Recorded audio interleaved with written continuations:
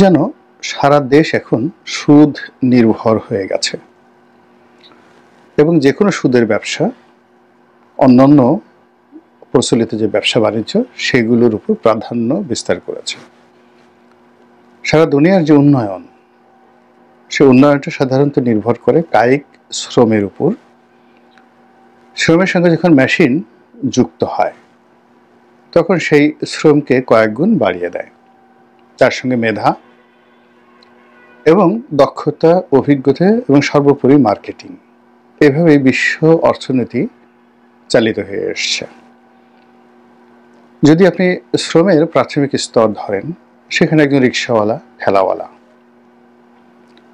তারপর এরপর ধীরে ধীরে ধীরে ধীরে আপনি এটিকে উন্নত করতে করতে আপনি যখন হাই এন্ডে চলে যাবেন, যেমন আইফোন কিংবা ধরুন রকেট কিংবা ধরুন বিমান, খুব হাই এন্ডের যে প্রোডাক্টগুলো, কিংবা টেসলা গাড়ি,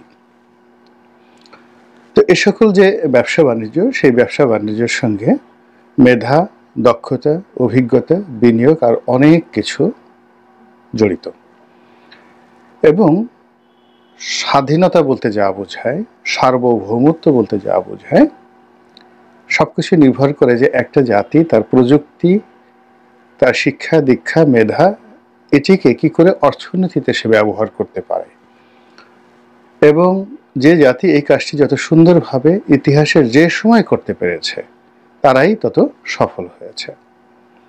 তো একটা সময় আমাদের এই পৃথিবীতে ব্রোঞ্জ যুগ ছিল, মানে যা কিছু তৈরি হতো ব্রোঞ্জ দিয়ে তৈরি হতো।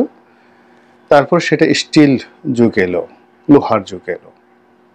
এরপর ধীরে ধীরে ধীরে ধীরে আজকের এই পর্যায়ে আমরা এসেছি।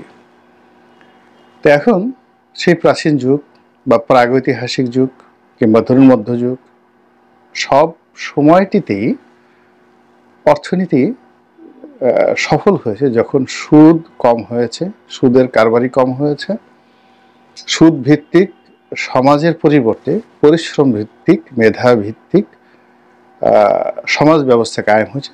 সেখানেই রাষ্ট্র, ব্যক্তি, সমাজ এর যে বিস্তৃতি ঘটেছে, উন্নতি ঘটেছে, সভ্যতার পাদপীঠে উঠেছে।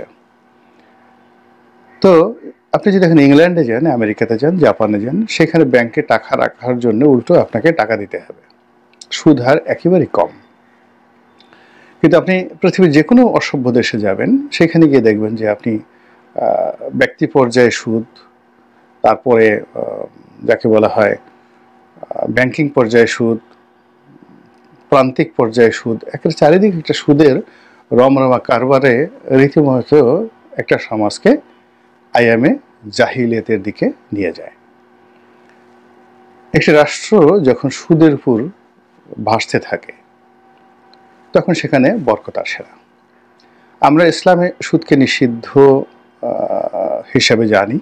আমাদের দেশের আলেম ওলামারা সুদের বিরুদ্ধে যাকে বলা হয় ওয়াজ নসিহত করতে থাকে। তো প্রচলিত সুদ বলতে আমরা যেটি বুঝি, ব্যাংক থেকে সুদ নেওয়া, অমুক ব্যক্তি বেশি সুদ খায়, সুদখোর, মহাজন, দালাল, ফড়িয়া ইত্যাদি সব কিছু।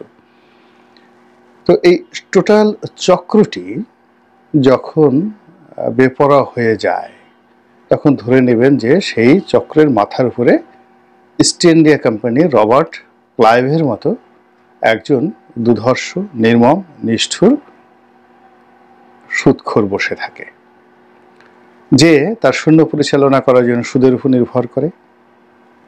নিজের উপার্জিত অর্থ সে সুদে লগ্নি করে, আর সেই সুদ ভিত্তিক রাষ্ট্র কায়েমের জন্য সে রক্তপাত ঘটায়।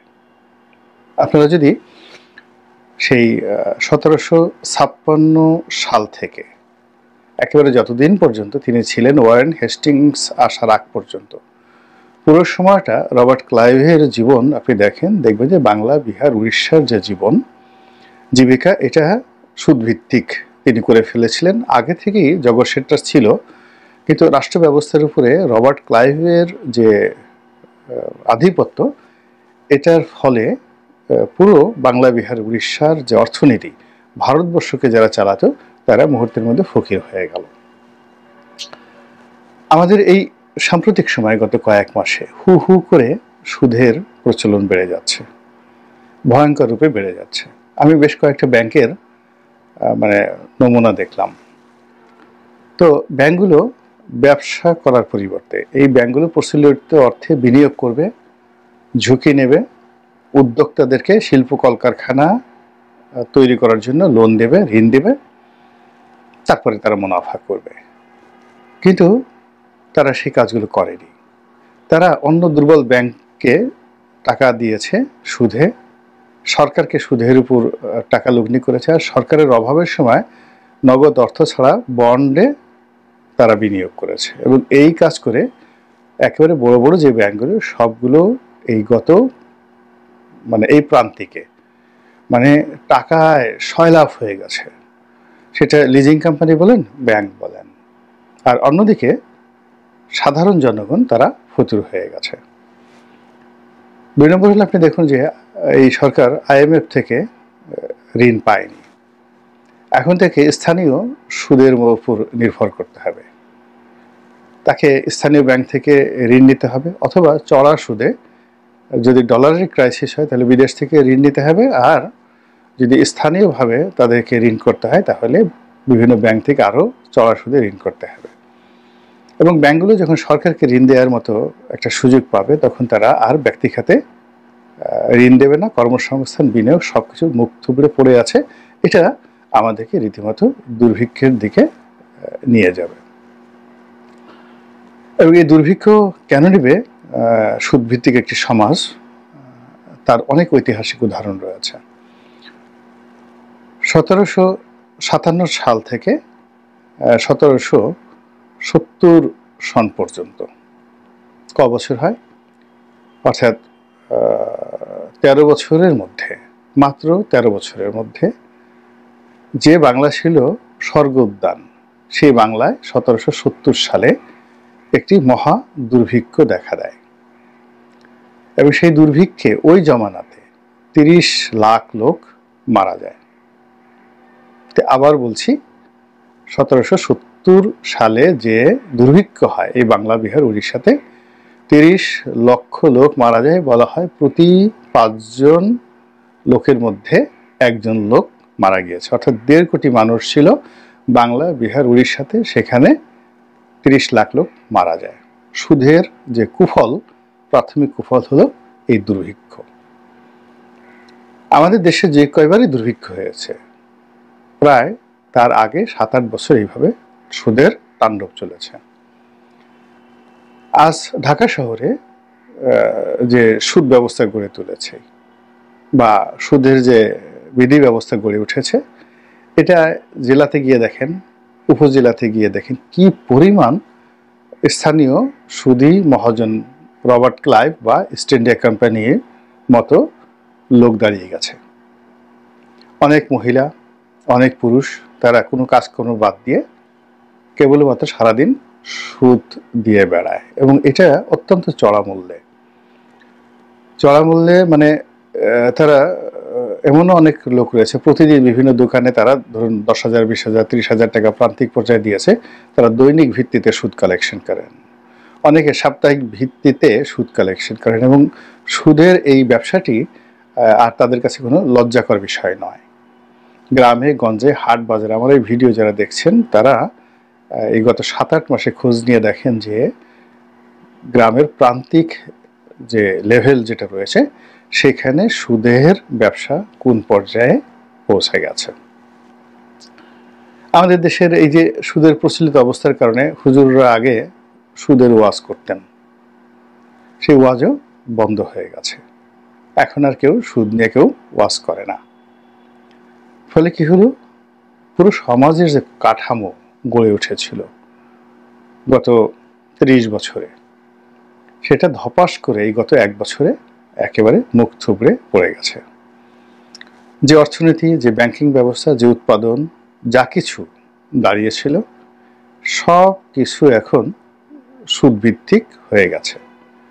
মানুষ মহাজনের কাছে বন্ধক রাখছে, জায়গা, জমি, সম্পত্তি থেকে শুরু করে আরো অনেক কিছু। এবং কেবলমাত্র টাকার জন্য একটা পুরুষ এখন দেহ বিক্রি করছে। আপনারা গুলশান বনানীতে যে ঘটনাগত কিছুদিন যাবৎ শুনে আসছেন যে গুলশানের অনেক ধনাঢ্য মহিলা সন্ধ্যার পরে বা দিনে বের হয়ে যুবক খুঁজতে থাকেন এবং সেই লোভে পড়ে অনেক বেকার যুবক যারা ম্যাচে থাকতেন দেখতে সুন্দর তারা এই দেহ বিক্রি করার জন্য অভিজাত এলাকাগুলোতে ঘুরে বেড়ানো শুরু করেছে আপনার আমার চোখের অজান্তে। বেশ্যাবৃত্তি যেভাবে ঘৃণিত সেটা পুরুষ বেশ্যা হোক নারী বেশ্যা হোক সব জায়গায় ঘৃণিত। 2 নম্বর হলো যে নারীরা যখন এই পেশায় অর্থাৎ বেশ্যাবৃত্তিতে নিয়োজিত হন সেখানে যে ভায়োলেন্স বা বিকৃত যৌনতা যা কিছু হয় তার চেয়ে পুরুষরা যখন বেশ্যাবৃত্তিতে জড়িয়ে পড়ে এবং নারী যখন যেখানে ভায়োলেন্স করে বিকৃত যৌনাচার করে সেখানে কতটা নির্মম অবস্থা তৈরি হয় তার কিছু নমুনা ইদানিং ভিডিও আকারে ভাইরাল হয়ে পড়েছে। 2 জন রমণী একজন পুরুষকে আটকে রেখে যে নির্যাতন করেছে সারা শরীরে, আবার 2 জন রমণী আর এক জায়গায় দেখা গেল যে এক পুরুষকে চোখ বেঁধে জাঙ্গা পরিয়ে তাকে বেদমভাবে পিটাচ্ছে, ডান হাতে বাম হাতে পিটাচ্ছে আর এক ধরনের যাকে বলা হয় ওই মানে দোজখী যে পৈশাসিক যে আনন্দ সে আনন্দ তারা অনুভব করছে। এই সবই কিন্তু অভাবের ফল। এর সঙ্গে যে পুরুষটি গিয়েছে তার যে বিকৃত যৌনাচারের সঙ্গী হওয়ার বা নিজের যৌনতা সেখানে যাকে বলা হয় চরিতার্থ করার যে লোভ বা লালসা তার মধ্যে ছিল বা আছে, নিজের যে চরিত্রহীনতা দুর্বলতা যা কিছু আছে তার সঙ্গে সঙ্গে কিন্তু আবার অভাবটাও আছে। কেন তার যদি সামর্থ্য থাকতো তাহলে সে কাজটা উল্টো করতো, অর্থাৎ তার যদি যৌনতা থাকতো তাহলে সে নারী বেশ্যাদেরকে সে ভাড়া করতো, তা না করে নিজের দেহকে সে বিক্রি করতে গেছে একটা পুরুষ এবং সেখানে গিয়ে সে যেভাবে নির্যাতিত হয়েছে অপমানিত হয়েছে যার ভিডিও এখন ইন্টারনেটে ঘুরে বেড়াচ্ছে।